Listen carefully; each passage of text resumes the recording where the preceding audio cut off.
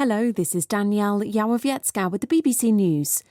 The United States says it has reached a deal with Germany, under which Berlin pledges to respond to any attempt by Russia to use the almost finished Nord Stream 2 undersea gas pipeline as a weapon in Eastern Europe. Our North America correspondent David Willis has more. Built at a cost of around $11 billion, it circumvents Ukraine, which is at war with Russia to the east, and threatens to deprive Ukraine of around $2 billion in annual transit payments. Mistrust of Russia has led the US to view the pipeline as a potential threat to European energy supply. But the Biden administration has now agreed to waive sanctions on those building the project in the interest of closer ties with its chief European ally, Germany.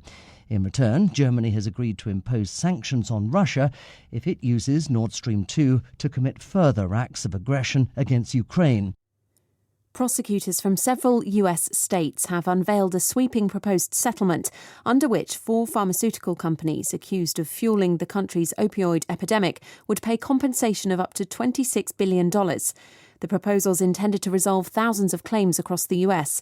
It determines that the drug manufacturer Johnson & Johnson and 3 pharma distributors would pay the claim and finance treatment programs. North Carolina's Attorney General Josh Stein gave more details.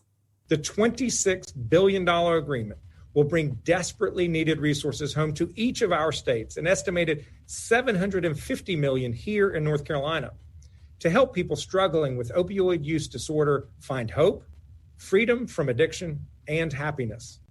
The distributors must prohibit the shipping of suspicious orders, report them to regulators, and terminate offending pharmacies, all subject to the review of an independent monitor.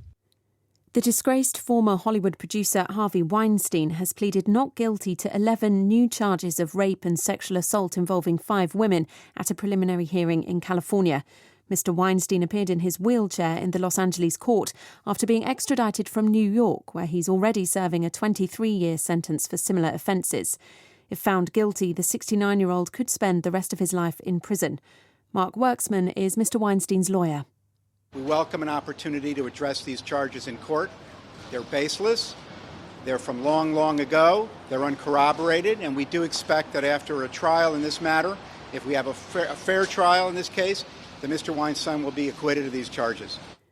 The most senior US general has acknowledged that the Taliban have strategic momentum in Afghanistan and now control half the districts in the country. But General Mark Milley insisted that a takeover by the Taliban was not a foregone conclusion. You're listening to the World News from the BBC. Police in Colombia say they have arrested 70 people after fresh nationwide anti-government protests which left at least 50 people wounded. Colombians returned to the streets on Tuesday after the government submitted an unpopular new tax reform bill to Parliament. The authorities say there were clashes between protesters and riot police in several cities, including the capital, Bogotá.